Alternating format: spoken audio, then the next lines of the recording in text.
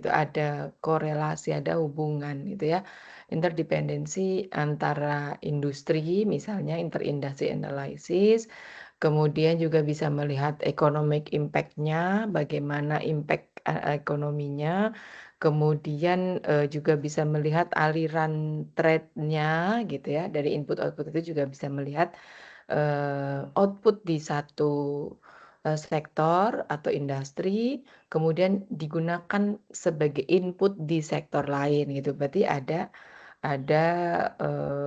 linkage ya, ada hubungan, ada interdependensi. Nah, itu yang kemudian bisa dilihat dan dianalisis menggunakan tools input output.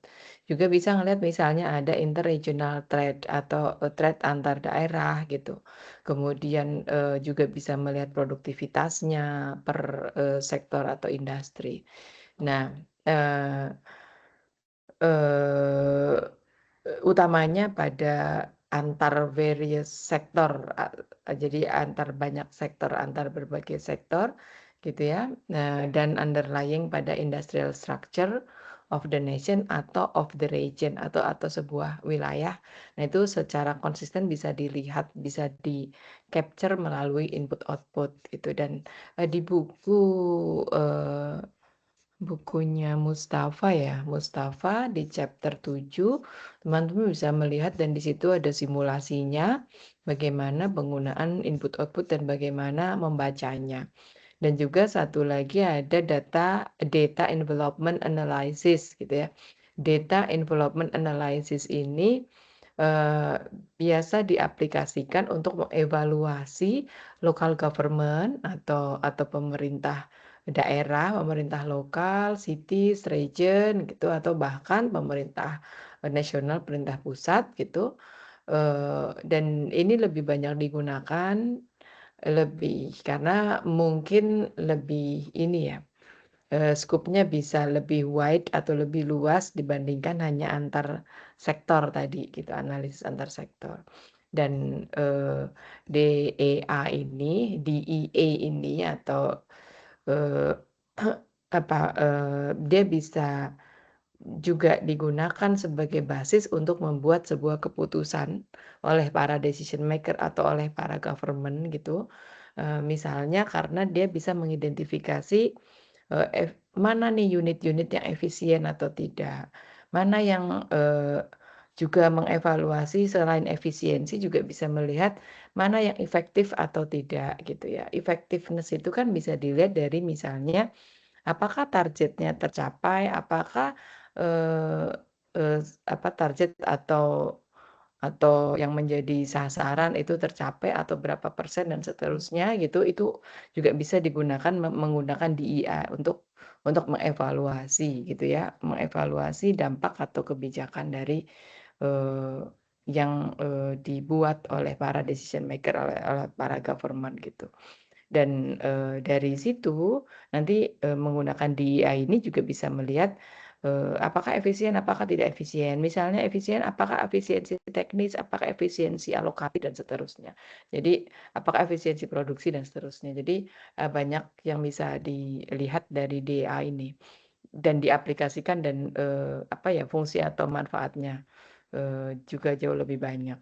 Banyak sekali, ekonom ekonom atau researcher yang menggunakan DEA dan juga input output, walaupun input output dan DEA ini, bukan ini ya, maksudnya kita menghitung menggunakan formula, kemudian nanti keluar nilainya, kemudian bisa diinterpretasi. Tetapi, ini bukan bersamaan stokastik, jadi biasanya dia tidak memerlukan hipotesis gitu atau dugaan.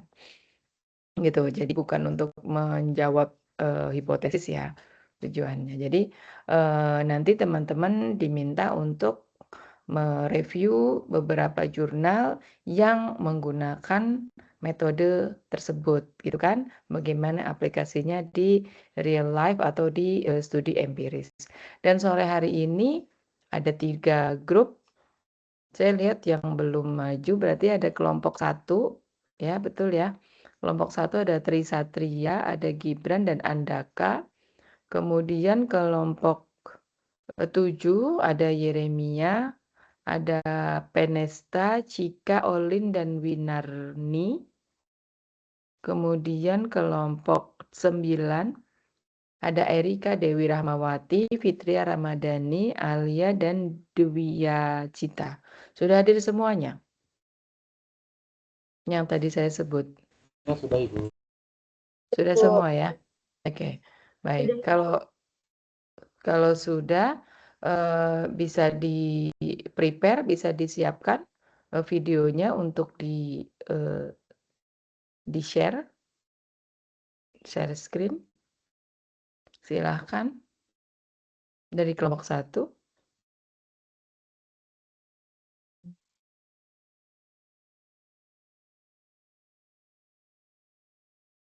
Nanti setelah meet, ini sambil nunggu kelompok 1 ya. Nanti setelah meet teman-teman akan ketemu dengan Pak Bio. Pak Bio itu Pak Bagio Mudakir. Nah, nanti Oji akan menghubungi Pak Bio ya. Setelah midterm langsung gitu atau sebelum midterm, nanti apa-apa yang perlu disiapkan. Nampaknya mungkin mirip seperti pada saat mata kuliah sebelumnya, mata kuliah apa ya? Ekonomi regional ya kayaknya ya.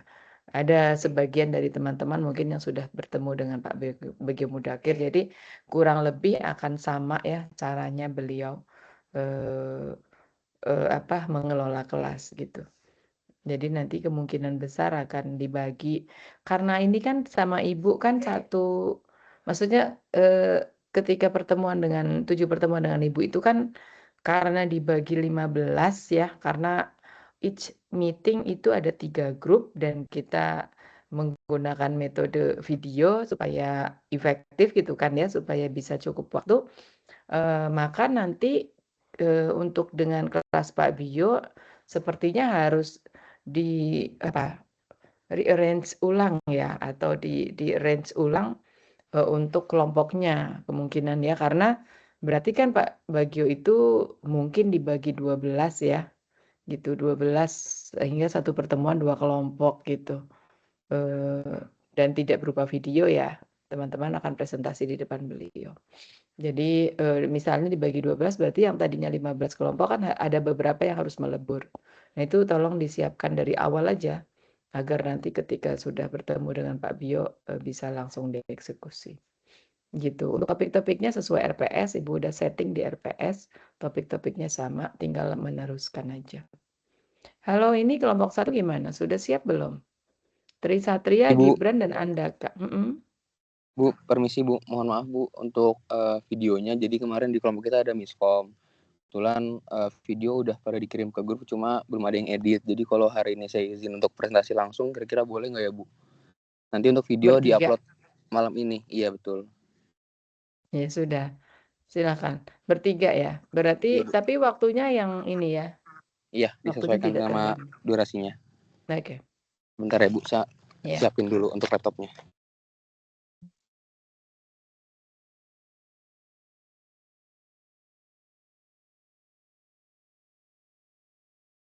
Kalau bertiga 15 menit cukup kali ya, Kip ya?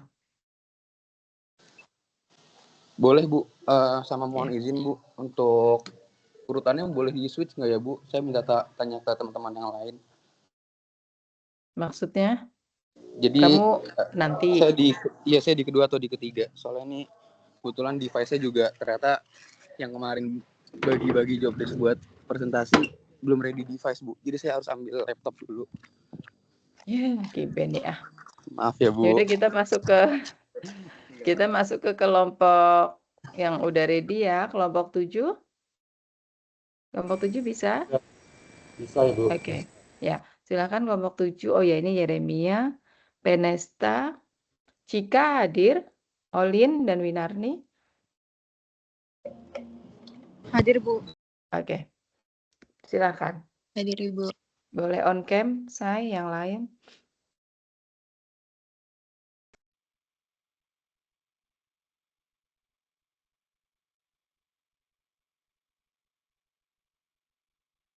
Mana yang lain nih? Penesta Tia Tira Sinulingga. Hadir Bu. Cika, iya mana? Kok nggak kelihatan ya kameranya? Di saya udah on cam. Wait. Oh iya. Lalu Cika, Olin,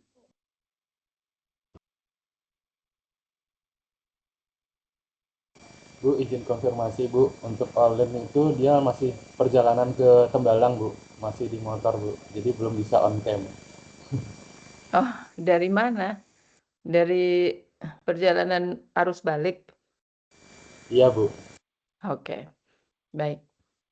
Oke, silahkan dimulai. Mungkin kamu mau prolog? Enggak, udah langsung? Oke.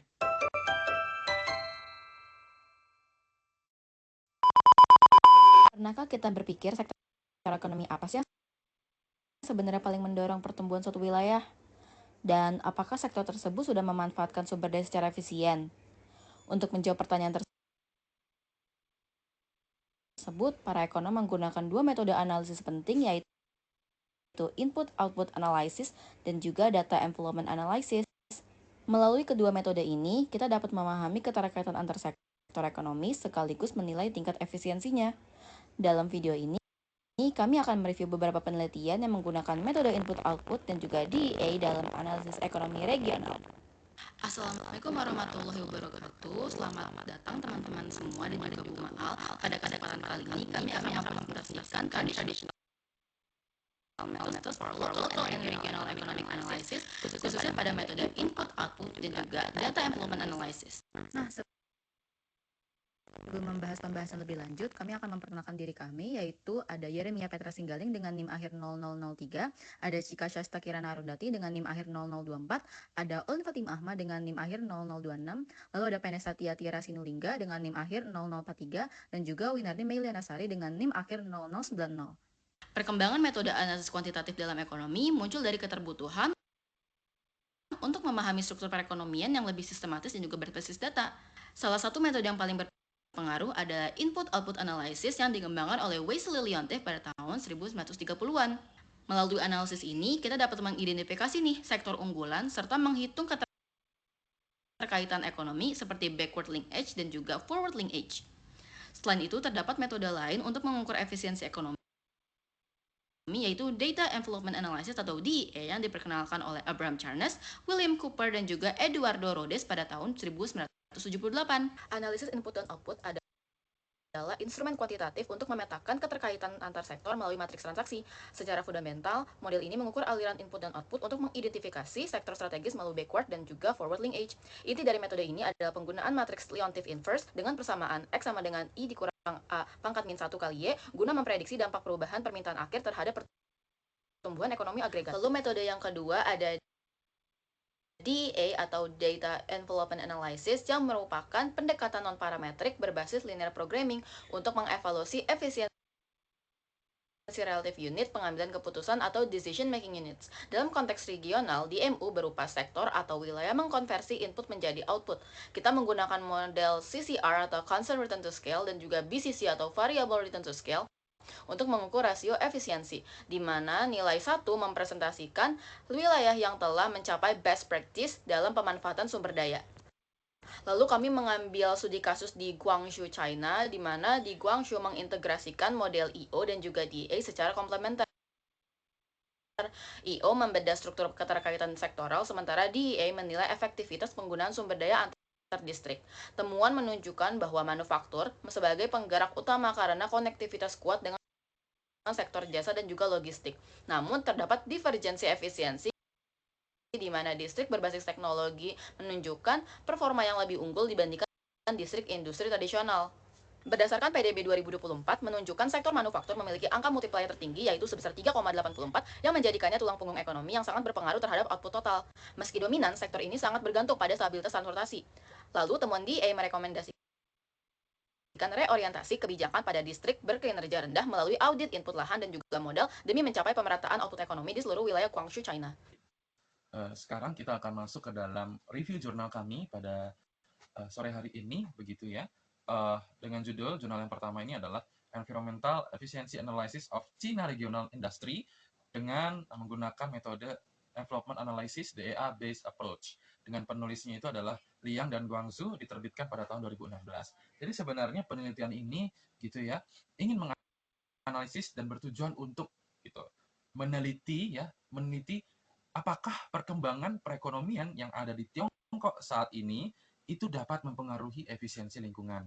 Apakah mereka perkembangan ekonomi atau kegiatan ekonomi yang mereka lakukan seperti itu menciptakan efisiensi lingkungan ya.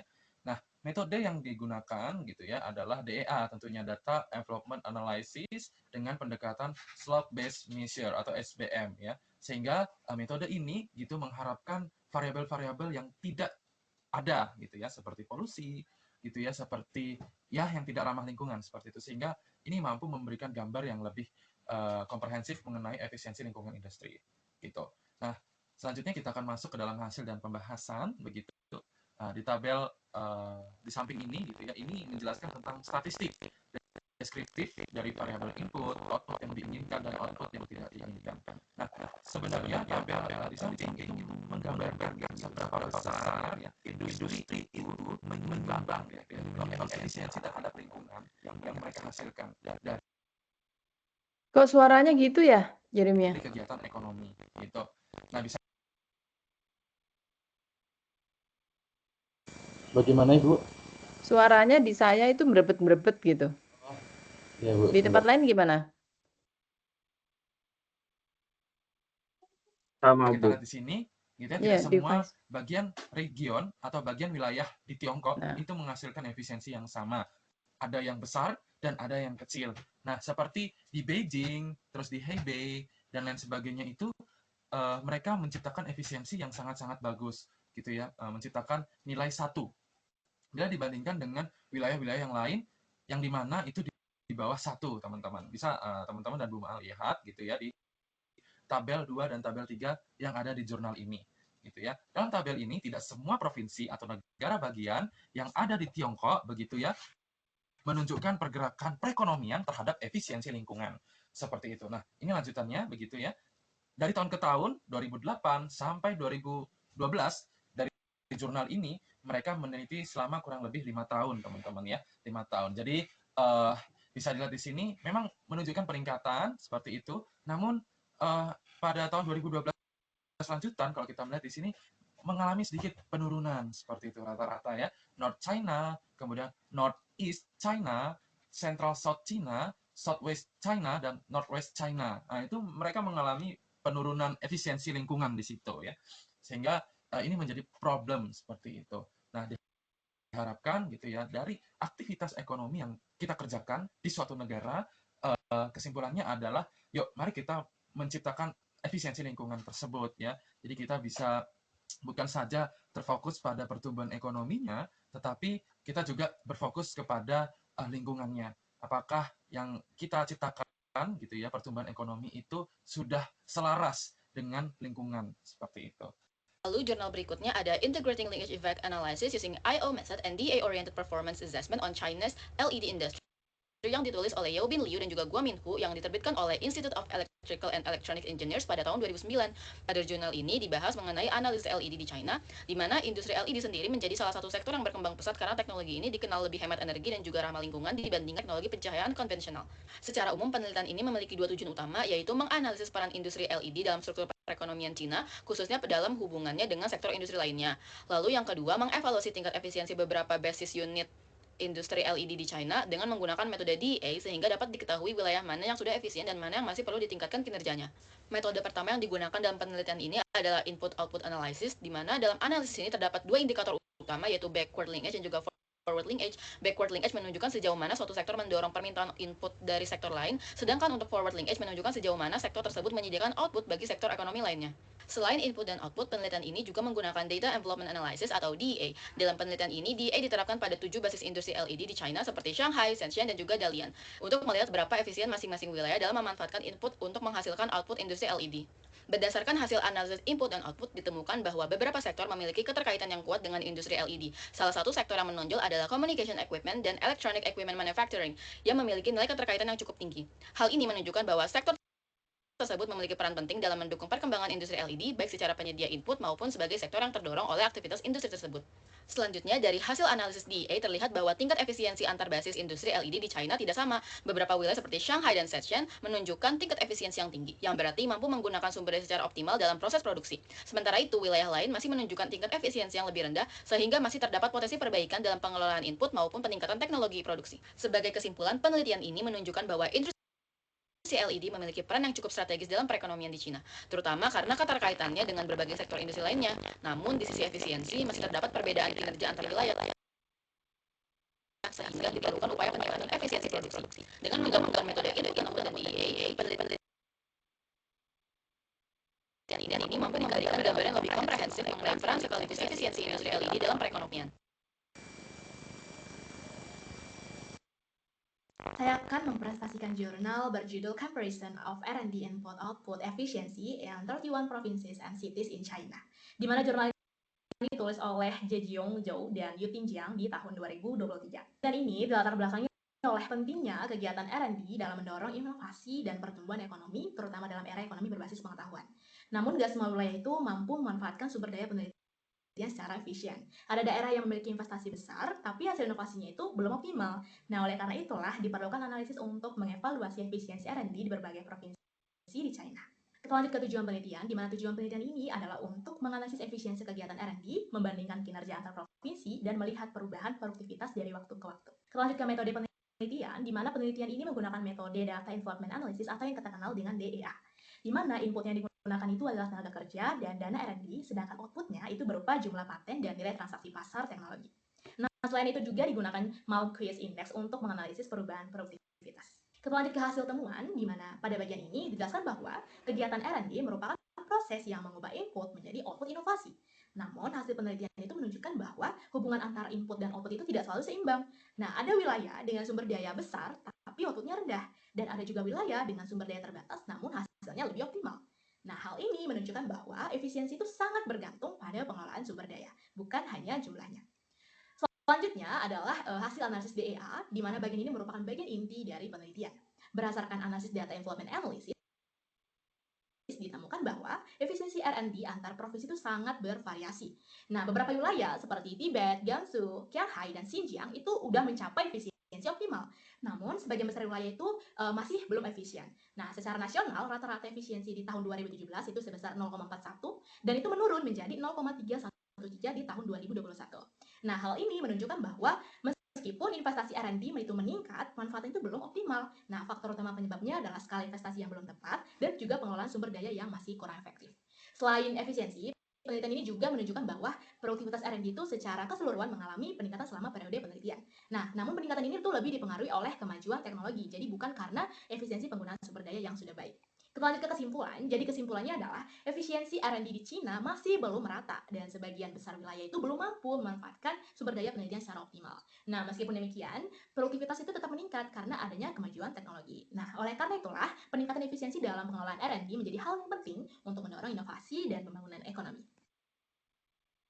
Jurnal yang selanjutnya adalah Evaluation of Water Resource Utilization Efficiency in Guangdong Province based on the Game Malcolmson Model. Nah, jurnal ini tuh ditulis oleh Cheng, Song, and Xi pada tahun 2022. Dalam studi kasus ekonomi regional, pengukuran efisiensi merupakan instrumen yang krusial untuk memahami bagaimana suatu wilayah itu bisa mengoptimalkan sumber daya yang terbatas untuk mencapai pertumbuhan ekonomi yang maksimal. Nah, jurnal ini mengevaluasi efisiensi pemanfaatan air sebagai salah satu input produksi vital di Provinsi Guangdong, Tiongkok, guna memberikan landasan empiris mengenai kontribusi pengelolaan sumber daya terhadap dinamika ekonomi di kota metropolitan seperti Guangzhou. Nah, penelitian ini menggunakan pendekatan kuantitatif melalui dua model utama, yaitu yang pertama ada DEA, digunakan untuk mengukur efisiensi teknis secara statis dengan membandingkan variabel input seperti pasokan air, tenaga kerja, modal terhadap output PDB regional. Yang kedua ada Quiz Index, yang dimana ini tuh digunakan untuk mengevaluasi perubahan produktivitas secara dinamis untuk membedah apakah kemajuan itu dipicu oleh perbaikan manajemen ataukah inovasi teknologi. Masuk pada hasil dari pembahasan, dapat dilihat pada tabel 4 menunjukkan rata-rata nilai produktivitas di Guangdong sebesar 1,005. Angka di atas 1,0 itu tuh mengidentifikasi peningkatan produktivitas yang positif, di mana pendorong utamanya adalah efisiensi Chen sebesar 1,008. Hal ini mencerminkan adanya perbaikan yang nyata dalam sistem manajemen alokasi sumber daya. Sementara itu pada faktor teknologi berada di angka 0,997. Menunjukkan perkembangan yang stabil namun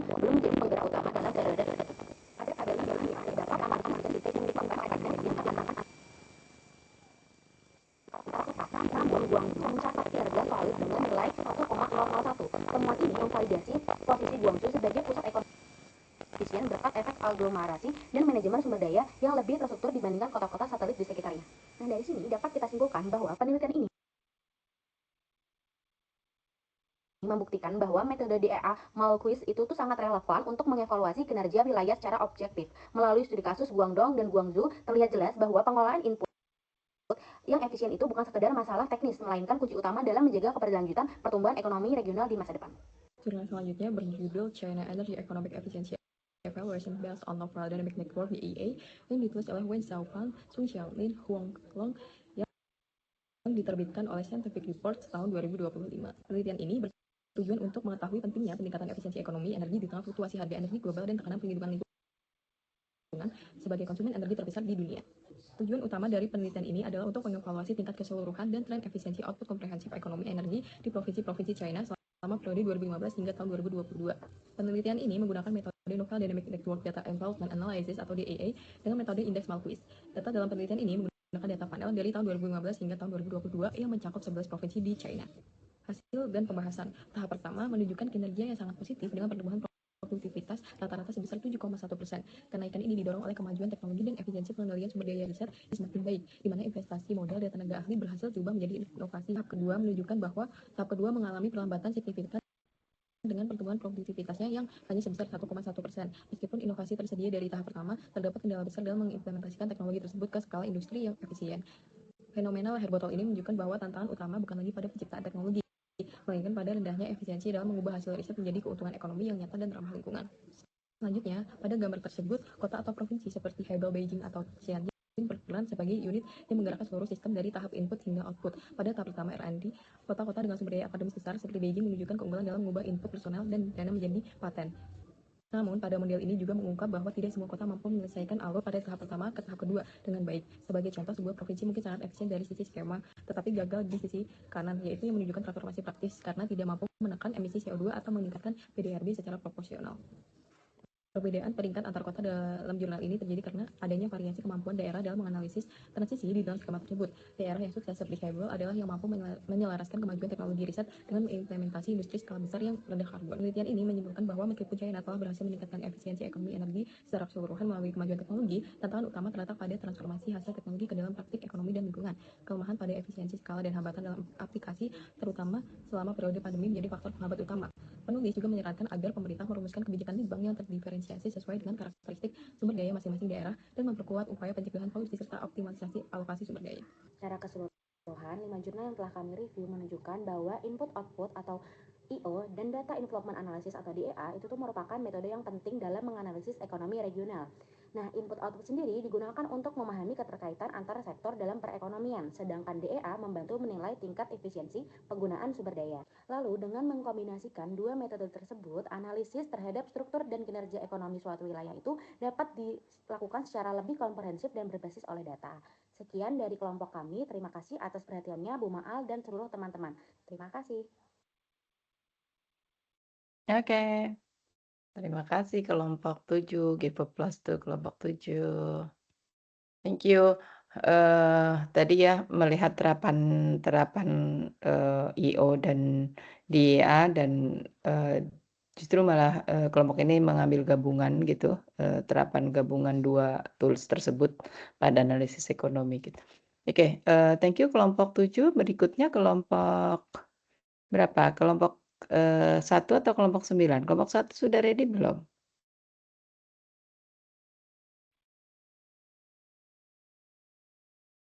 Kalau kelompok 1 belum ready, kita ke kelompok 9 dulu. Kelompok 9 sudah ready belum? Erika, Sudah, Bu. Fitria, Alia. Oke, silakan kelompok 9 dulu.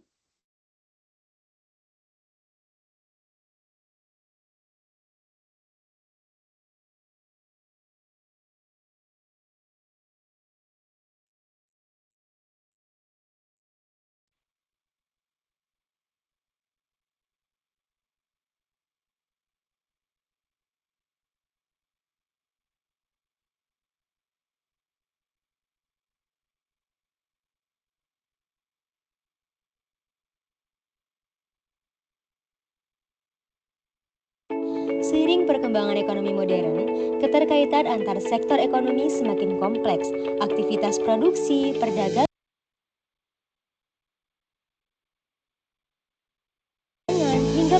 sumber daya saling berhubungan dan tidak dapat dipisahkan. Untuk memahami keterkaitan tersebut, sekaligus menilai efisiensi penggunaan sumber daya, diperlukan metode analisis yang tepat. Oleh karena itu, pada video ini akan dibahas bagaimana pendekatan analisis digunakan untuk melihat kinerja ekonomi suatu wilayah secara lebih menyeluruh. Assalamualaikum warahmatullahi wabarakatuh. Selamat sore pemirsa juga teman-teman. Kami dari kelompok 9 pada kesempatan kali ini kami akan memaparkan mengenai literatur review of empirical studies on traditional method for local and regional economic analysis input output and DIA. Kelompok kami beranggotakan saya sendiri, Erika Dewi Rahmawati, lalu ada Fitria Ramadhani, Alia Rizkina Fauzia, dan juga Dwi Cita Prasasti. Kajian ini digunakan dua metode analisis untuk memahami kinerja ekonomi regional. Nah, metode pertama adalah analisis input-output yang dikembangkan oleh Basil Leontief yang digunakan untuk melihat keterkaitan antara sektor ekonomi serta dampak perubahan permintaan terhadap output. Nah, metode kedua yaitu Data Envelopment Analysis atau DAE yang dikembangkan oleh Abraham Charles, William W. Cooper, dan juga Eduardo Cordes yang digunakan untuk mengukur efisiensi relatif suatu unit berdasarkan perbandingan input dan output. Dengan mengombinasi kedua metode tersebut, analisis dapat memberikan gambaran mengenai hubungan antar sektor sekaligus efisiensi penggunaan sumber daya. Oke, sekarang kita masuk ke jurnal yang pertama, yaitu dengan judul Impacts of Water Constraint on Economic Outputs and Trade, Multi-Regional Input-Output Analysis in China. Nah, fokus penelitian dari jurnal ini yaitu dampak pembatasan penggunaan air terhadap output ekonomi dan juga perdagangan antar provinsi di China menggunakan model Multi-Regional Input-Output atau MRIO. Nah, jurnal ini itu dilatar belakangi oleh kelangkaan air yang menjadi tantangan besar bagi pembangunan ekonomi berkelanjutan. Akibat apa? Yaitu akibat pertumbuhan populasi, kemudian ada perubahan iklim dan juga peningkatan aktivitas industri. Di Cina itu lebih dari setengah populasi mengalami yang namanya kelangkaan air setidaknya itu 1 bulan setiap tahunnya. Nah, akhirnya pemerintah Cina itu menerapkan yang namanya kebijakan Three Red Lines Policy, yaitu pembatasan penggunaan air nasional hingga 700 miliar meter kubik pada tahun 2030. Di mana air itu kan merupakan faktor produksi yang penting bagi sektor pertanian, industri, energi, dan juga manufaktur, sehingga ketika air itu dibatasi dapat mempengaruhi yang namanya aktivitas ekonomi. Nah, pembatasan sumber daya ini dapat menimbulkan yang namanya growth drag effect, yaitu hambatan pertumbuhan ekonomi akibat keterbatasan sumber daya alam. Tingginya perdagangan antar provinsi di Cina itu menyebabkan pembatasan air di satu wilayah itu dapat mempengaruhi produksi dan perdagangan di wilayah lainnya. Selanjutnya metode penelitian ini itu menggunakan data multi-regional input-output atau MRIO China tahun 2020 dan 2025 pada 31 provinsi dan 42 sektor ekonomi yang kemudian disederhanakan menjadi 16 sektor utama untuk mempermudah analisis. Nah, model MRIO ini dikembangkan menjadi EIO dengan memasukkan intensitas penggunaan air. Digunakan juga di penelitian yaitu Water Use Constraint MRIO di mana output sektor itu dibatasi oleh ketersediaan air sehingga produksi itu tidak bisa meningkat bebas. Penulis juga membuat skenario analisis itu ada 3. Yang pertama itu ada business as usual yaitu tanpa pembatasan air. Yang kedua itu ada water intensity yaitu pembatasan berdasarkan efisiensi penggunaan air, dan yang ketiga itu ada water stress yaitu pembatasan lebih ketat untuk mengurangi tekanan air. Oke, selanjutnya kita masuk ke hasil penelitian. Pada gambar 1 itu terdapat dampak pembatasan air terhadap output ekonomi dan didapatkan hasil bahwa pembatasan penggunaan air itu memang terbukti menurunkan output ekonomi nasional sekitar 0,76 sampai 1,14% dibandingkan skenario normal atau DAU. Nah, pada skenario dari WI itu sebagian besar provinsi itu mengalami penurunan output ekonomi sekitar minus 24,60 hingga minus 204,38 miliar yuan. Kemudian pada skenario water stress atau WS itu yang lebih ketat, dampaknya jauh lebih besar dengan penurunan mencapai sekitar minus 886,49 miliar yuan di beberapa wilayah. Nah, dari peta itu terlihat bahwa wilayah dengan warna lebih gelap itu mengalami penurunan ekonomi lebih besar, terutama di Cina bagian tengah dan utara. Selanjutnya kita masuk ke gambar yang kedua. Jadi pada bagian ini tuh ditunjukkan adanya trade-off antara penghematan air dan kerugian ekonomi, di mana pada skenario dari water intensity atau WI itu beberapa provinsi seperti Shandong dan Sichuan itu mengalami kerugian ekonomi hingga sekitar 200 miliar yuan dengan penghematan air itu sekitar 8 sampai 17 miliar meter kubik. Kemudian pada skenario water stress atau WS itu yang lebih ketat, penghematan air itu memang meningkat hingga sekitar 20 sampai 25 miliar meter kubik, namun kerugian ekonominya itu juga ikut meningkat secara signifikan, bahkan mendekati 900 miliar yuan di beberapa wilayah. Nah, wilayah Cina bagian timur dan tengah itu menjadi kontributor terbesar dalam penghematan air nasional, tapi juga mengalami dampak ekonomi yang lebih besar dibanding wilayah yang lainnya. Hal ini itu menunjukkan bahwa trade-off yang jelas antara upaya konservasi sumber daya air dan pertumbuhan ekonomi regional. Selanjutnya kita masuk ke poin yang ketiga. Nah, di sini tuh ada gambar yang ketiga itu dampak dari pembatasan air terhadap perdagangan antar provinsi. Nah, didapatkan bahwasanya pembatasan air itu mempengaruhi perdagangan antar provinsi di Cina. Dalam perdagangan barang akhir, wilayah tenggara itu tetap menjadi net eksportir, sedangkan wilayah barat menjadi net importir. Nah, pada perdagangan rantai nilai atau value chain, polanya itu terbalik, yaitu wilayah timur menjadi net importir dan barat menjadi net eksportir. Secara angka, Guangdong itu mencatat nilai ekspor terbesar sekitar 618 hingga 3.555,02 miliar yuan, sedangkan Shandong dalam value chain itu mencapai sekitar 587,88 hingga 629,60 miliar yuan. Meskipun tidak mengubah status net eksportir atau importir, pembatasan air itu mengubah arah perdagangan dengan perubahan yang lebih besar terjadi pada skenario dari WS dibandingkan WI. Oke, jurnal selanjutnya berjudul Regional Green Economy Efficiency and Population Aging in China, Numerical Data Development Analysis Topic Model Approach. Nah, fokus penelitian ini menganalisis hubungan antara penurunan populasi dan efisiensi ekonomi hijau di berbagai provinsi di China. Nah, latar belakang penelitian ini karena pembangunan berkelanjutan menjadi isu penting dalam ekonomi global karena pertumbuhan ekonomi yang pesat seringkali meningkatkan tekanan terhadap lingkungan. Maka diperlukan pendekatan pembangunan yang mampu menyeimbangkan pertumbuhan ekonomi dengan perlindungan lingkungan. Nah, salah satu indikator yang digunakan adalah Green Economy Efficiency, yaitu kemampuan suatu wilayah menghasilkan output ekonomi secara optimal dengan penggunaan sumber daya yang efisien serta tingkat emisi yang lebih rendah. Nah, selain itu, perubahan demografi seperti penurunan populasi juga menjadi tantangan penting karena dapat mempengaruhi ketersediaan tenaga kerja, produktivitas, pola konsumsi, dan struktur industrinya. Nah, metode penelitian pada penelitian ini menggunakan pendekatan kuantitatif dengan data panel dari 30 provinsi di Cina selama periode 2000 sampai 2020. Nah, di sini untuk menjaga konsistensi antar periode, variabel ekonominya disesuaikan menggunakan indeks harga. Nah, Di penelitian ini sendiri menggunakan two-stage analysis. Di tahap pertamanya, efisiensi ekonomi hijau diukur menggunakan data envelopment analysis atau DEA dengan model super select based measure atau super SPM. Dalam model ini, setiap provinsi itu diperlakukan sebagai decision making unit dan variabel produksi terdiri dari input, desired output, dan undesired output. Nah, secara matematisnya hubungan antara variabel tersebut dapat dinyatakan sebagai berikut ini ya. Bisa dilihat di gambar berikut. Lalu selanjutnya, untuk memperoleh hasil pengukuran yang lebih akurat, penelitian ini menggunakan super SPM model yang memungkinkan nilai efisiensi melebihi 1 sehingga dapat membedakan unit yang berada pada frontier efisiensi. Nah, model ini diformulasikan melalui persamaan berikut. Nah, jadi persamaan itu menunjukkan bahwa nilai efisiensi itu dihitung dengan mempertimbangkan select pada input, output yang diinginkan, serta output yang tidak diinginkan. Nah, untuk tahap keduanya dilakukan dengan menggunakan model regresi Tobit untuk menganalisis faktor-faktor yang mempengaruhi efisiensi tersebut. Nah, formulasi dasar model Tobitnya bisa dilihat di persamaan berikut ini. Nah, jadi di model tersebut, variabel dependennya itu adalah nilai efisiensi ekonomi hijau yang diperoleh dari tahap DEA, sedangkan variabel independennya mencakup berbagai faktor yang berpotensi mempengaruhi efisiensi ekonomi hijau di tingkat regional. Lalu hasil pembahasannya yang pertama tentang pengaruh population aging terhadap DEE. Jadi dari hasil regresi Tobit ya yang bisa dilihat di tabel berikut menunjukkan bahwa variabel population aging memiliki koefisien positif dan signifikan terhadap green economy efisiensi. Nah, hal ini menunjukkan bahwa peningkatan proporsi penduduk lanjut usia itu nggak selalu menghambat efisiensi ekonomi hijau. Dalam beberapa kondisi, penuaan populasi itu justru dapat mendorong perubahan struktur ekonomi seperti peningkatan otomatisasi produksi dan perkembangan sektor jasa yang cenderung lebih efisien dalam penggunaan energi dan sumber daya. Nah, hasil ini juga akan tetap konsisten setelah dilakukan robustness check seperti penggantian indikator penuaan dan penghapusan beberapa observasi tertentu.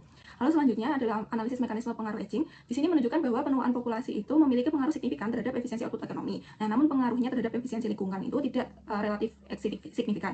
Nah, hal ini menunjukkan bahwa peningkatan efisiensi ekonomi hijau itu lebih banyak didorong oleh peningkatan produktivitas ekonomi, misalnya melalui penggunaan teknologi yang lebih maju serta pergeseran aktivitas ekonomi menuju sektor yang lebih berbasis pengetahuan. Lalu ada perbedaan di dampak antar wilayahnya. Jadi hasil penelitian ini menunjukkan bahwa hubungan antara penuaan populasi dan efisiensi ekonomi hijau itu berbeda di tiap wilayahnya. Di mana di wilayah timur hubungannya berbentuk U-shape, di mana efisiensi awalnya menurun lalu meningkat seiring penyesuaian struktur ekonomi. Lalu di wilayah tengah hubungannya positif secara konsisten, dan di wilayah barat dan timur laut hubungannya inverted U-shape, di mana efisiensi awalnya meningkat namun kemudian menurun karena keterbatasan tenaga kerja dan kapasitas ekonomi. Nah, temuan ini menunjukkan bahwa hubungan antara penuaan populasi dan efisiensi ekonomi hijau bersifat kompleks dan dipengaruhi oleh kondisi ekonomi serta struktur industri regional. Jurnal yang ketiga berjudul Technological Achievement in Regional Economic Development and Economic Analysis based on DEA dengan penulis yaitu Yung Hee Lee, Xiang Li, dan juga Guan Yuan pada tahun 2023. Penelitian ini dilatar belakangi oleh perubahan perekonomian global dan tantangan yang dihadapi China dalam mempertahankan pertumbuhan ekonomi yang berkualitas pasca pandemi COVID-19. Inovasi teknologi menjadi faktor kunci dan dengan universitas berperan sebagai pusat penelitian yang menghasilkan pengetahuan dan teknologi yang dapat dimanfaatkan oleh sektor industri untuk meningkatkan produktivitas dan juga pertumbuhan ekonomi daerah. Berdasarkan konsep innovation dan juga knowledge spillover, interaksi antara universitas, industri, dan juga pemerintah membentuk ekosistem inovasi yang mendorong pembangunan regional. Selanjutnya yaitu metode penelitian. Penelitian ini menggunakan pendekatan kuantitatif dengan mengkombinasi beberapa metode analisis, yaitu yang pertama ada model DAE, Data Development Analysis atau DAE, yang digunakan untuk mengukur efisiensi transformasi capaian teknologi universitas yang membandingkan input dan output. Penelitian ini menggunakan model CCR dan juga BCC untuk memperoleh nilai technical efisiensi, pure technical efisiensi, dan juga scale efisiensi dengan model matematik seperti di gambar. Yang kedua ada model entropy weighted topsis. Nah, metode ini digunakan untuk mengevaluasi tingkat pembangunan ekonomi regional secara objektif berdasarkan bobot indikator dan juga pendekatan terhadap solusi ideal. Nah, nilai evaluasi komprehensif dihitung sebagai berikut, disajikan pada gambar. Nah, nilai indeks yang semakin mendekati 1 itu menunjukkan tingkat pembangunan ekonomi regional yang lebih baik. Yang selanjutnya ada Coupling Coordination Model. Nah, model ini digunakan untuk mengukur tingkat keterkaitan antara transformasi teknologi universitas dan juga pembangunan ekonomi regional. Nah, Coupling Degree dan juga Coordinating Degree digunakan untuk melihat tingkat interaksi kedua sistem dengan model seperti berikut. Nah, nilai D itu menunjukkan tingkat koordinasi antara sistem inovasi universitas dalam perkembangan ekonomi regional. Nah, penelitian ini menggunakan data dari 31 provinsi di China, tidak termasuk Hong Kong, Macau, dan juga Taiwan. Nah, data diperoleh dari Compendium of Science and Technology Scientific of Higher Education Institute pada tahun 2020 dan China Science dan Technology Statistical Yearbook. Beberapa indikator yang memiliki data tidak lengkap diproses menggunakan metode interpolasi untuk menjaga konsistensi analisis. Nah, lanjut ke bagian hasil dan pembahasan. Pada bagian ini menyajikan hasil analisis mengenai efisiensi transformasi capaian teknologi universitas serta kaitannya dengan pembangunan ekonomi regional di berbagai provinsi di China. Nah, pembahasan dilakukan secara bertahap dimulai dari analisis efisiensi transformasi teknologi universitas, kemudian evaluasi perkembangan ekonomi regional hingga pengukuran tingkat keterkaitan dan koordinasi antara kedua sistem tersebut. Nah, di sini disajikan tabel 2 yaitu menunjukkan bahwa hasil analisis DIM menunjukkan bahwa efisiensi transformasi capaian teknologi universitas berbeda di antara provinsi di China. Wilayah seperti Beijing, Shanghai, Jiangsu, Zhejiang memiliki nilai technical efisiensi dan juga technical efisiensi yang mendekati 1 yang menunjukkan pemanfaatan sumber daya penelitian yang relatif optimal. Nah, hal ini berarti input penelitian seperti tenaga peneliti dan investasi R&D mampu menghasilkan output inovasi secara lebih efektif. Namun, pada beberapa wilayah lain masih ditemukan nilai scale efisiensi di bawah 80, bahkan pada beberapa kisaran itu sampai 0,60 sampai 0,75. Kondisi ini menunjukkan bahwa skala kegiatan penelitian masih belum optimal sehingga efisiensi efisiensi keseluruhan masih dapat ditingkatkan melalui perluasan kapasitas penelitian. Nah, selanjutnya itu ada tabel 5. Nah, di tabel 5 itu menunjukkan evaluasi pembangunan ekonomi regional, menunjukkan bahwa Beijing, Shanghai, Guangdong, Jiangsu, dan juga Xinjiang itu memiliki indeks pengembangan ekonomi tertinggi, yaitu berada pada kisaran 0,80 hingga mendekati 1. Nah, nilai ini itu mencerminkan kondisi ekonomi yang lebih maju dan stabil, yang didukung oleh pendapatan per kapita yang lebih tinggi, lalu aktivitas ekonomi yang besar, serta tingkat konsumsi masyarakat yang kuat. Sebaliknya, wilayah seperti Tibet, Gansu, Heilongjiang, dan juga Jilin itu memiliki nilai indeks yang relatif rendah, umumnya di bawah 0,40. Nah, hal ini itu menunjukkan bahwa adanya kesenjangan pembangunan ekonomi antar wilayah serta masih perlunya peningkatan struktur ekonomi dan kesejahteraan masyarakat. Selanjutnya itu ada tabel 6, yaitu hasil koordinasi menunjukkan bahwa tingkat koordinasi antara transformasi teknologi universitas dan juga pembangunan ekonomi regional itu juga berbeda antar wilayah. Nah, Beijing ini memiliki nilai koordinasi degree tertinggi yaitu di atas 0,85, diikuti Shanghai dan Jiangsu pada kisaran 0,75 sampai juga 0,85. Nah, nilai ini menunjukkan hubungan yang kuat antara inovasi universitas dan juga pertumbuhan ekonomi regional, sehingga hasil penelitian dapat dimanfaatkan secara efektif oleh industri. Nah, sebaliknya, Tibet memiliki nilai koordinasi terendah yaitu di bawah 0,40 yang mengindikasikan bahwa integrasi antara inovasi universitas dan juga pembangunan ekonomi itu masih terbatas. Nah, hal ini itu diperjelas pada gambar 1 yang menunjukkan distribusi spasial tingkat koordinasi antar wilayah. Nah, di wilayah timur Cina itu seperti Beijing, Shanghai, Jiangsu, dan juga Zhejiang itu memiliki tingkat koordinasi tinggi yaitu di atas angka 0,70 yang menunjukkan dengan warna yang lebih gelap. Sebaliknya, wilayah barat seperti Tibet serta beberapa wilayah timur laut memiliki tingkat koordinasi yang lebih rendah yaitu pada tingkat 0,50 yang ditunjukkan dengan warna yang lebih terang. Nah, pola ini itu menunjukkan bahwa integrasi inovasi universitas dan juga pembangunan ekonomi yang lebih kuat di wilayah timur itu dibandingkan wilayah barat. Nah, secara keseluruhan hasil ini menunjukkan bahwa wilayah dengan kapasitas inovasi universitas yang lebih tinggi itu memiliki tingkat perkembangan ekonomi yang lebih baik serta koordinasi yang lebih kuat antara sektor pendidikan dan ekonomi. Nah, sebaliknya wilayah dengan keterbatasan sumber daya penelitian dan juga integrasi industri yang lebih rendah itu masih menghadapi tantangan juga memanfaatkan inovasi teknologi untuk mendorong pembangunan ekonomi regional. Selanjutnya, jurnal yang berjudul Measuring Performance of Supply Chains Based on Data Envelopment Analysis and Multi-Regional Input-Output Analysis and Application to Active Manufacturing Sectors in 42 Countries dengan penulis Hirotaka Takayabu, ini memiliki latar belakang yang melihat keterbatasan studi sebelumnya yang umumnya hanya menilai efisiensi produksi secara parsial tanpa melihat keterkaitan antar sektor dalam rantai pasok. Padahal dalam ekonomi modern, setiap sektor saling terhubung melalui aliran input dan output, baik dalam skala domestik maupun global. Oleh karena itu, penelitian ini menggunakan pendekatan multi-regional input-output untuk menangkap hubungan antar sektor dan antar wilayah. Selain itu, digunakan juga metode data envelopment analysis untuk mengukur tingkat efisiensi dan produktivitas sektor manufaktur. Metode penelitian yang digunakan dalam studi ini yang terdiri dari 3 komponen utama. Pertama yaitu model input-output relatif yang digunakan untuk menjelaskan hubungan antar sektor dalam perekonomian. Model ini menunjukkan bagaimana total output suatu sektor dipengaruhi oleh permintaan antar sektor dan permintaan akhir. Persamaan dasarnya kemudian diturunkan menjadi bentuk inverse relatif untuk melihat keterkaitan total dalam sistem ekonomi. Yang kedua yaitu pembentukan dataset input-output yang mencakup 3 pendekatan model yaitu manufaktur model, supplier model, dan konvensional model. Dalam penelitian ini salah satu yang digunakan adalah manufaktur model yang menggambarkan hubungan antara input, output, dan faktor produksi dalam sektor manufaktur. Yang ketiga, penelitian ini juga menggunakan indeks produktivitas global Malmquist-Leuenberger atau GML. Indeks ini digunakan untuk mengukur perubahan produktivitas tidak hanya dari sisi ekonomi tetapi juga dengan mempertimbangkan aspek lingkungan dari waktu ke waktu. Hasil dan pembahasan dari penelitian terkait perubahan produktivitas ekonomi dan lingkungan pada 3 kelompok sektor industri yaitu labor intensif, kapital intensif, dan teknologi intensif. Analisis dilakukan menggunakan indeks global Malmquist-Leuenberger atau GML serta GM untuk membandingkan kinerja pada 3 model yaitu manufaktur, supplier, dan konvensional. Berdasarkan grafik distribusi yang ditampilkan, sebagian besar nilai indeks berada di sekitar angka 1. Hal ini menunjukkan bahwa secara umum produktivitas sektor industri cenderung stabil. Namun demikian, tetap terdapat variasi di mana beberapa sektor mengalami peningkatan dan sebagian lainnya mengalami penurunan produktivitas. Temuan ini mengindikasikan bahwa perubahan produktivitas dalam rantai pasok tidak hanya dipengaruhi oleh aktivitas produksi secara langsung, tetapi juga oleh keterkaitan tidak langsung antar sektor dalam sistem ekonomi.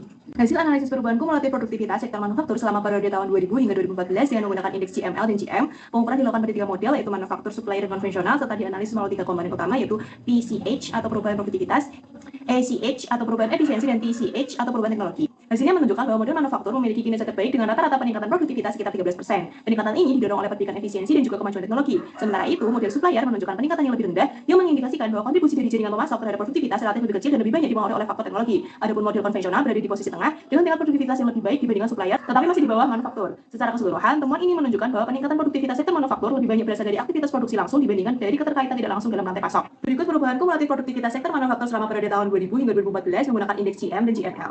Grafik dibagi menjadi 3 kelompok sektor yaitu labor intensif, kapital intensif, dan teknologi intensif, serta dianalisis dengan 3 pendekatan model yaitu manufaktur, supplier, dan konvensional. Setiap titik pada grafik mempresentasikan sektor industri tertentu. Sumbu horizontal menunjukkan perubahan produktivitas berdasarkan indeks GM, sedangkan sumbu vertikal menunjukkan perubahan berdasarkan indeks GML. Garis putus-putus menunjukkan nilai rata-rata sebagai pembanding. Secara umum, sebagian besar titik berada di atas nilai 1, yang berarti terjadi peningkatan produktivitas selama periode penelitian. Selain itu, terlihat bahwa peningkatan produktivitas cenderung lebih tinggi pada model manufaktur dibandingkan supplier.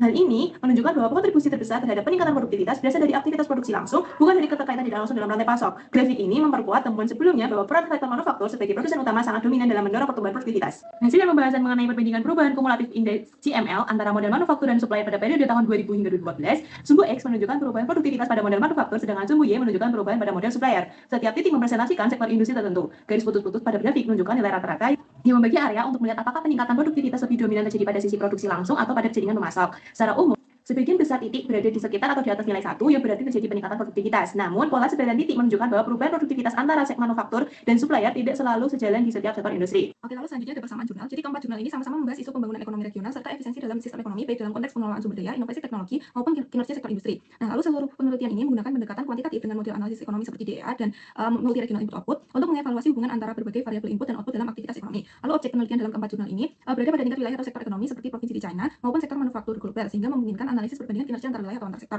Lalu hasil penelitian dari keempat jurnal ini memberikan implikasi kebijakan ekonomi khususnya terkait peningkatan efisiensi ekonomi, penguatan inovasi serta optimalisasi pemanfaatan sumber daya dalam mendukung pembangunan ekonomi regional yang berkelanjutan.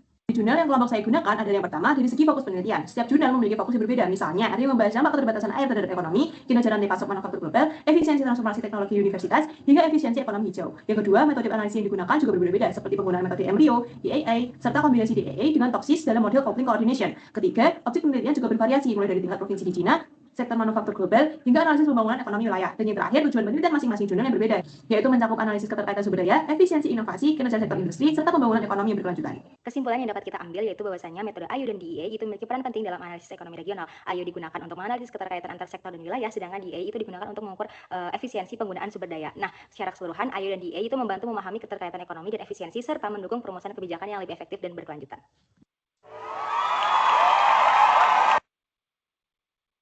Oke. Thank you and selamat kelompok 9. Give an applause to kelompok 9. Berikutnya kita ke kelompok 1 ya. Kelompok 1, Gibran sudah siap? Karena dia akan presentasi langsung. Sudah Bu, saya sharein ya Bu. Boleh.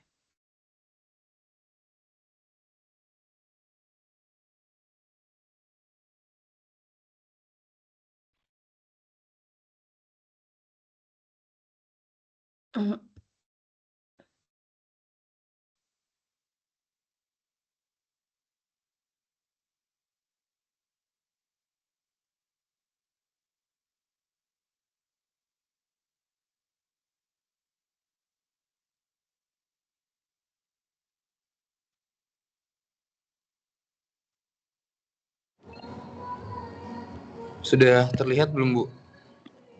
Yang mana ini? Masih udah traditional method yang hijau ya? Betul, yang hijau. Udah. Tapi ini banyak banget slide-nya loh Mas. Aman Bu, tenang aja, kita ada data dipertimbangkan. Bu. Oke. Bismillah, Oke, bisa. silakan. Baik. Assalamualaikum Mana open cam dulu lah minimal. Oh iya. Maaf, lupa saya. Nih.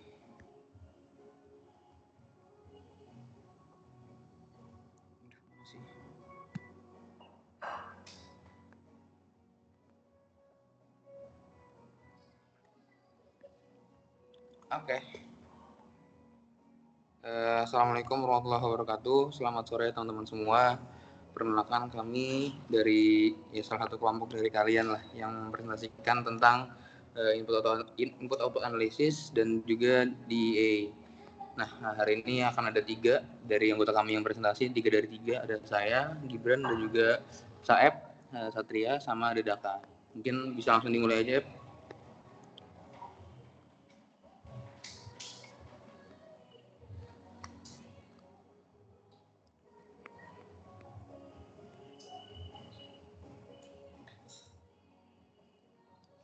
Halo, Saeb.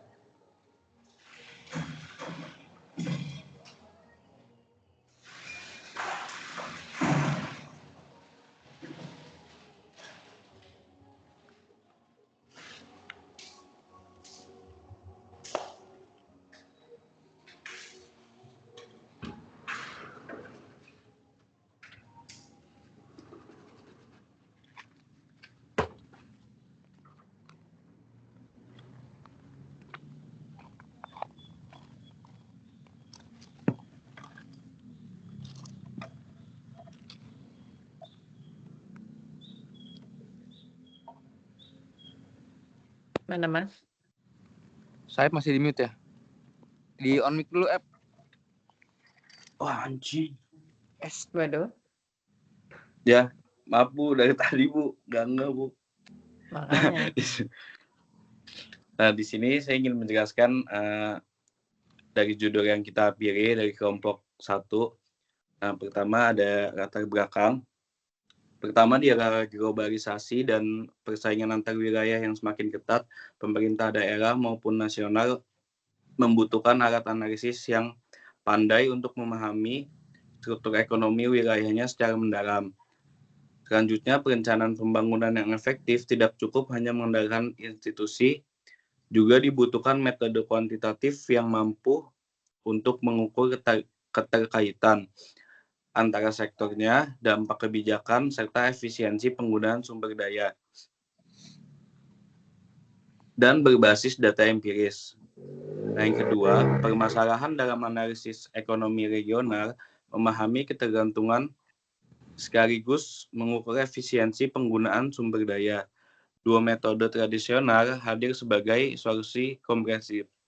Nah, salah satunya adalah Leontief pada tahun 1941, setiap perekonomian dapat dipahami sebagai jaringan keterkaitan.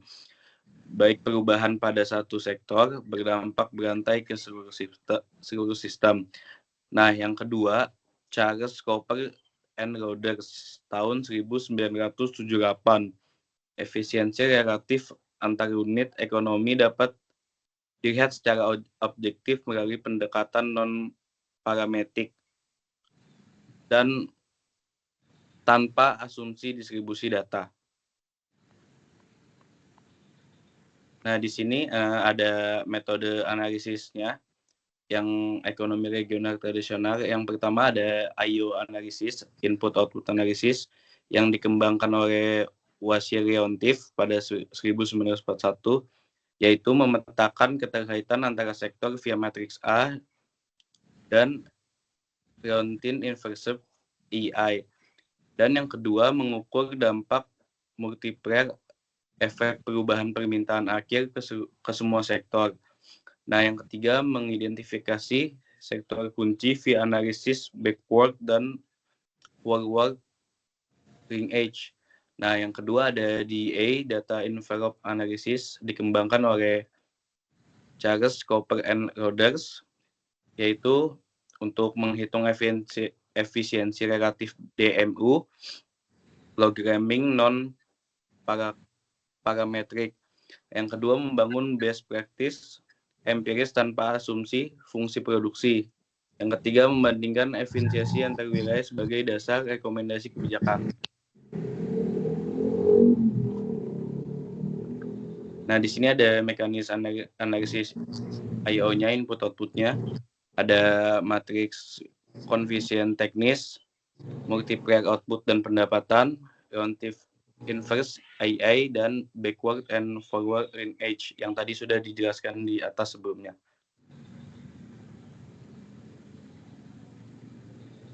Nah, di sini ada mekanisme untuk DA-nya, ada model CRS dan model VRS.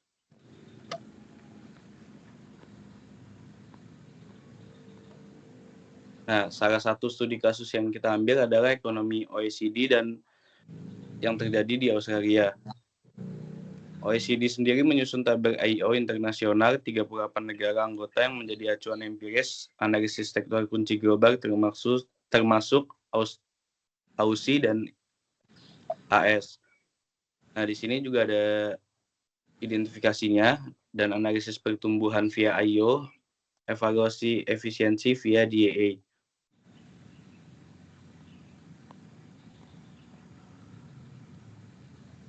Nah, di sini juga ada time trend dan faktor pendukungnya. Antara lain ada tabel IO OECD untuk 38 negara yang tadi sudah dibahas, dan ada machine learning IO-nya pada Farizat tahun 2025 dan SDA plus IO tahun 2023 yang menunjukkan perkembangan metodologi yang makin canggih dan relevan untuk analisis regional. Nah, di sini juga ada adopsi DA sektor publik yang dilakukan oleh Mergoni pada tahun 2025 mendokumentasikan 50 tahun adopsi DEA di kesehatan, pendidikan, perbankan, dan pemerintahan meningkat pesat pasca pandemi 2020. Nah, di sini ada timeline-nya juga tahun-tahunnya.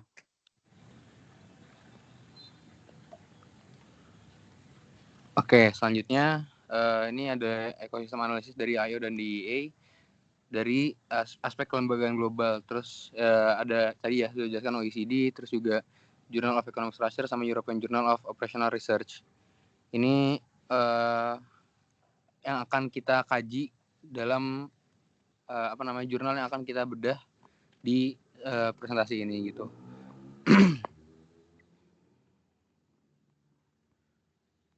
Nah, ini adalah salah satu hasil ya dari DEA dan juga IO. Yang pertama adalah perencanaan berbasis bukti, di mana IO memungkinkan pemerintah mengidentifikasi sektor yang paling berdampak terhadap output dan juga lapangan kerja, sehingga alokasi investasi lebih tepat sasaran dan juga terhindar dari pemborosan anggaran publik. Ini dari DEA.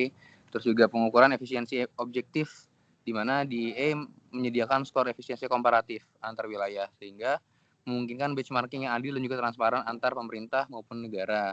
Yang ketiga adalah peningkatan kesejahteraan regional, di mana dapat mengalokasikan sumber daya secara lebih terstruktur dan juga menggunakan dan dapat mendorong peningkatan output regional sekaligus mengurangi disparitas antar wilayah secara terukur gitu.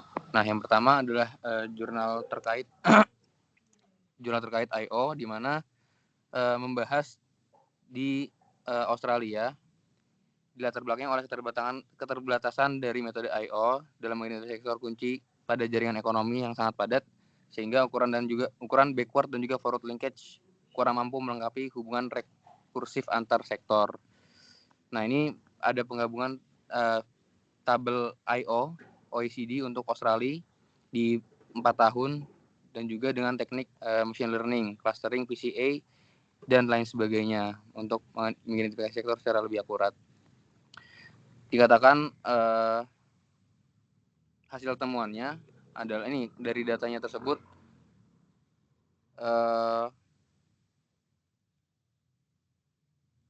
IO OECD Australia tahun 2003, 2008, 2013, dan 2018 ada 2 peningkatan dibandingkan.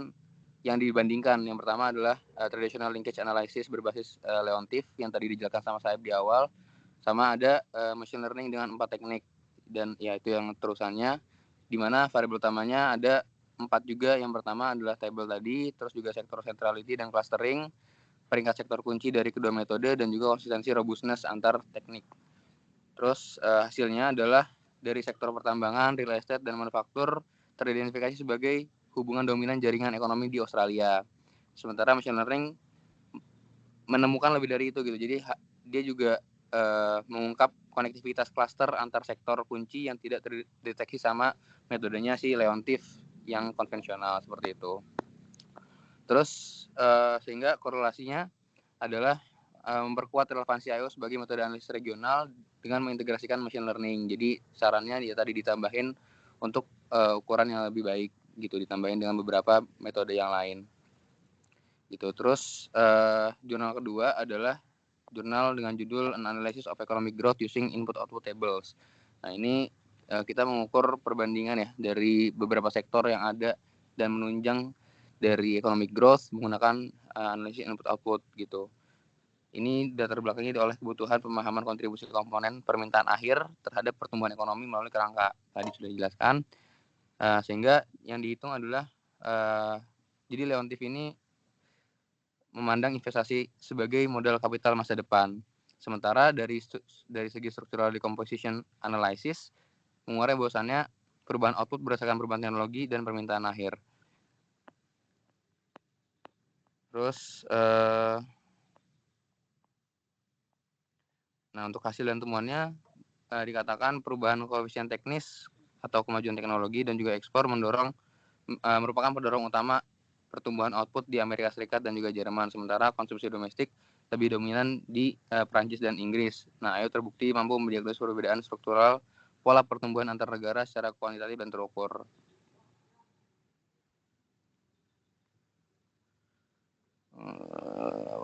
Nah, yang terakhir adalah jurnal yang dilatar belakangi oleh peringatan 50 tahun model DA pertama, yaitu 50 Years of Data Development Analysis, sehingga merangkum seluruh perkembangan metodologi DA yang telah menghasilkan ribuan publikasi.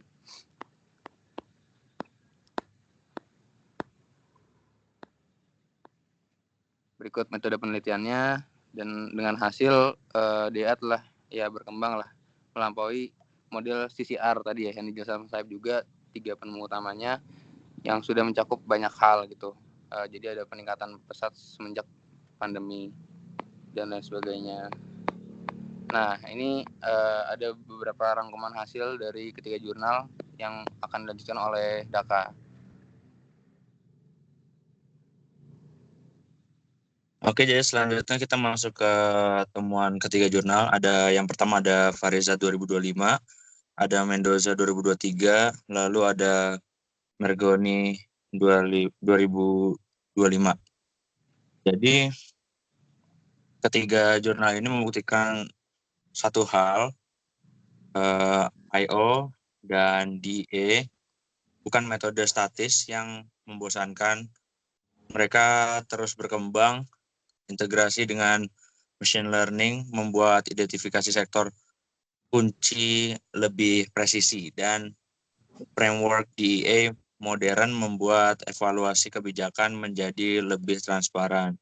Kemudian tolong di next.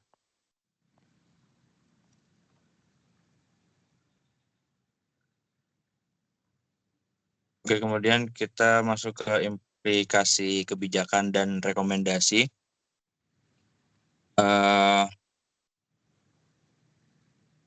Implikasinya pertama, kita gunakan I/O untuk stimulus fiskal yang tepat sasaran pada sektor kunci.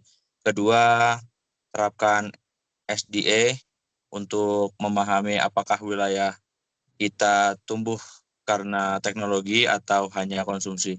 Dan yang ketiga, gunakan DEA sebagai alat benchmarking yang adil untuk meningkatkan efisiensi tata kelola belanja daerah. Boleh next.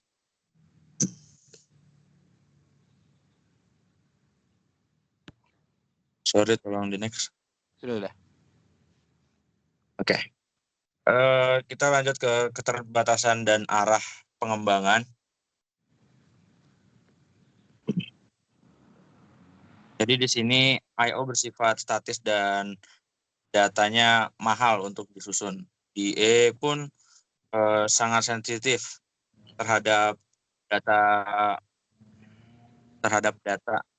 pencilan.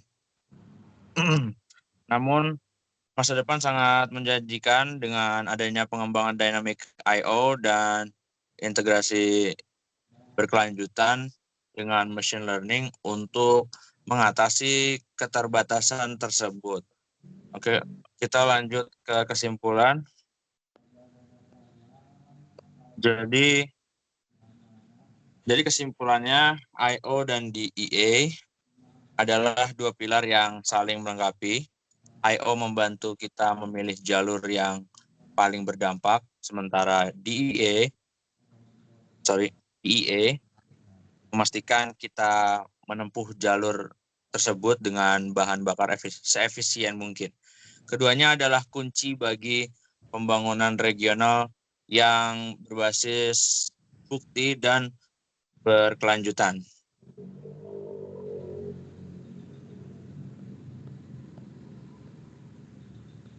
Oke, mungkin sekian dari kelompok kami. Mohon maaf apabila ada kekurangan dan kesalahan. Tolong dimaafkan. Assalamualaikum warahmatullahi wabarakatuh. Terima kasih. Waalaikumsalam warahmatullahi wabarakatuh. Baik, terima kasih kelompok 1 atas effortnya, presentasinya pada sore hari ini. Linier dengan kelompok-kelompok yang lain ya, apresiasi. Terutama tadi 2 kelompok sebelumnya itu videonya bagus gitu ya. Kalau ini presentasinya no video ya, tapi sayangnya ini tadi wajahnya nggak kelihatan gitu. Saya nggak tahu kenapa di tempat saya tadi Gibran nggak kelihatan ya wajahnya. Atau memang off cam? Kayaknya dan nggak bisa deh, Bu, kalau sambil on cam. Saya nggak tahu sih. Oke, dan rasa-rasanya ini memang agak kurang well prepare ya, gitu kan? Ya nggak? Kelompok terakhir nih tadi, kelompok 1. Ya nggak? Iya, Ngaku Bu. aja ini Iya, Mas Bu. Gibe. Ya. Jadi padahal ini diberi kesempatan yang paling panjang loh, karena kan terakhir, bayangkan sudah ada berapa pertemuan sebelumnya kan, gitu.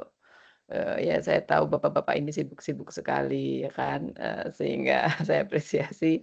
Oke, jadi intinya, teman-teman saya harapkan ini ya, terutama penyaji 3 kelompok hari ini, itu betul-betul memahami dan, thank you effort-nya untuk menjelaskan ke teman-teman audiens yang lain, yang mungkin bisa jadi tidak begitu detail membaca materi di buku Mustafa di chapter 7, which is di situ menjelaskan I/O secara teknis gitu ya. Kalau teman-teman ini mempelajari how to run I/O, technically itu ada di buku itu dijelasin gitu, bagaimana interpretasinya gitu ya. Dan juga dan, dua tools tadi, betul saya sepakat tadi bahwa yang I/O itu, emphasizing-nya pada, interdependensi atau interkorelasi ya, jadi hubungan antar sektor gitu. Kalau misalnya ada shock di satu sektor, maka, bagaimana multiplier-nya ke sektor lain, itu bisa kita lihat menggunakan I/O. Misalnya, oh ada sesuatu terjadi di sektor manufaktur, kira-kira akan kemana saja efeknya, gitu tuh bisa kita hitung gitu, precisely menggunakan I/O. Jadi teman-teman, saya harap teman-teman, berkenan untuk mempelajari betul bagaimana sih, teknis penggunaan I/O gitu ya. Karena apalagi kalau misalnya teman-teman nanti, berkesempatan bekerja di misalnya badan, perencanaan baik daerah maupun nasional gitu ya, teman-teman paling tidak bisa forecasting kira-kira apa nih yang akan terjadi kalau di sektor ini, misalnya terjadi shock atau, goncangan tertentu gitu. Dan, DEA itu betul itu dia itu melihat efisiensi sebuah, program gitu. Jadi kalau misalnya kita melihat apakah ini akan efisien atau tidak, kita bisa mengukurnya menggunakan DEA gitu ya atau, DEA gitu ya. Nah, yang sudah kita bahas tools-tools, yang masih merupakan tradisional method, mulai dari teman-teman dari minggu kemarin ya, ada SIPSHARE, ada Elki, ada economic base, kemudian I/O dan DEA, itu sebetulnya sangat bermanfaat karena dia bisa meng-capture dan memberikan informasi yang dibutuhkan untuk, let's say para decision maker atau kita yang di sini, dianggap sebagai analis kan ya, di mata kuliah ini kan kita harus sebagai analis, posisinya. Untuk menganalisis bagaimana, informasi itu, kita dapatkan dengan mengolahnya dengan, data yang ada gitu ya. Nah, kemudian bisa informasi itu kemudian bisa untuk menganalisis regional economic, development, di mana itu adalah, mata kuliah atau, topik diskusi setiap, sorenya pada hari Jumat, untuk kelas ini. Dan, dengan berakhirnya presentasi kelompok 1, maka berakhir pula diskusi kita di setiap topiknya. Cuma saya ingin mengingatkan untuk UTS ya, untuk UTS-nya teman-teman, nanti bentuknya soal esai, kemudian esai itu tentu teman-teman karena ini adalah semester akhir atau mata kuliah konsentrasi, berarti udah fokusnya pada analisis gitu ya. Jadi tidak ada lagi itu mungkin pertanyaan untuk mendefinisikan atau, ya bisa jadi mendefinisikan lebih dahulu supaya precise, nah nanti kemudian baru teman-teman memberikan analisis, menggunakan tools-tools yang memang sudah kita pelajari. Baik dari, saya kira dari pertemuan pertama banget kita membahas apa itu globalisasi gitu kan ya, konsep regional economic development, globalization and regional economies. Misalnya, ketika kita membahas globalisasi, kita membahas bahwa ada interdependence antar region gitu, makin globalized, makin tidak ada border, makin tidak ada jarak dan seterusnya.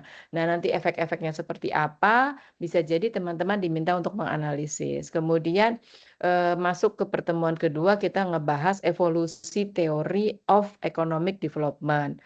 Dari mulai teori-teori klasik, neoklasik hingga new regional endogenous growth hingga evolutionary economics ya hingga new regional development model.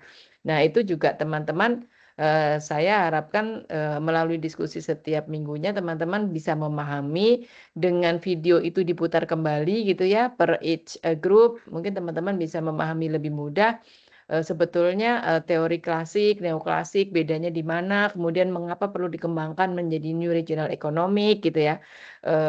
Bedanya apa endogenous dengan yang exogenous dan seterusnya. Sampai kemudian di new regional economic new regional development model itu kenapa kemudian mempertimbangkan tata kelola, kenapa mempertimbangkan inovasi, good governance, dan seterusnya. Sehingga konflik-konflik di dalamnya juga akan mempengaruhi gitu ya, terkait regional economic performance masing-masing region.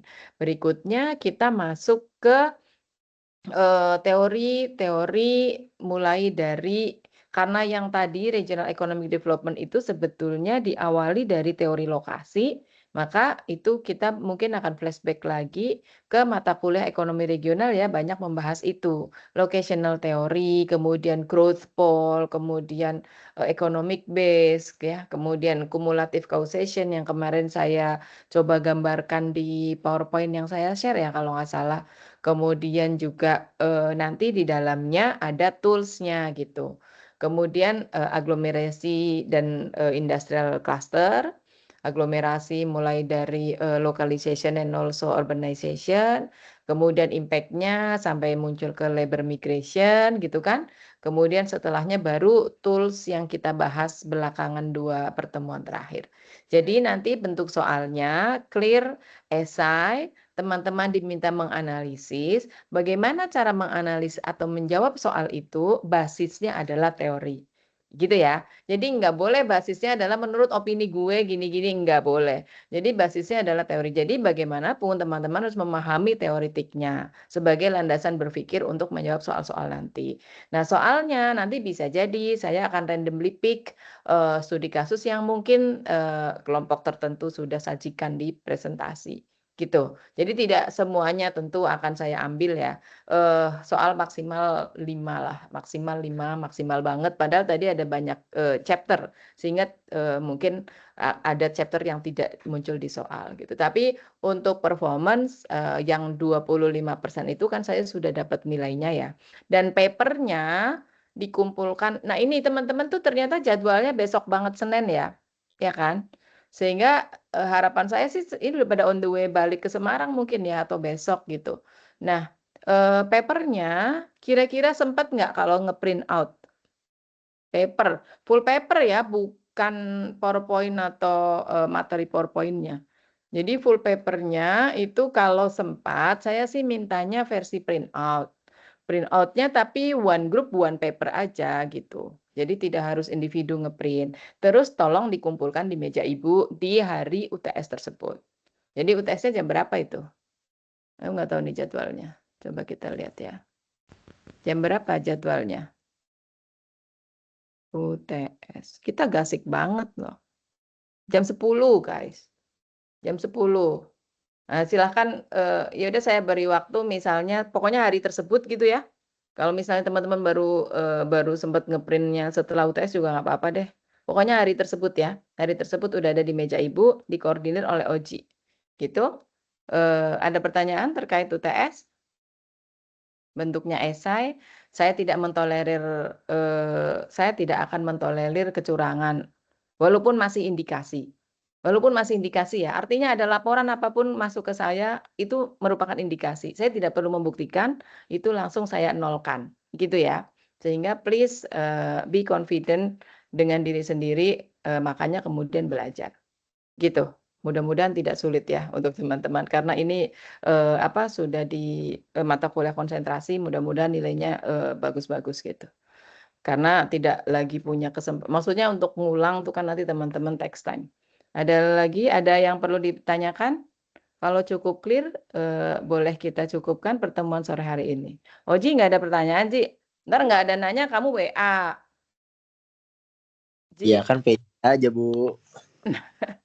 Kamu tuh kalau di kelas udah clear, taunya nanti PC.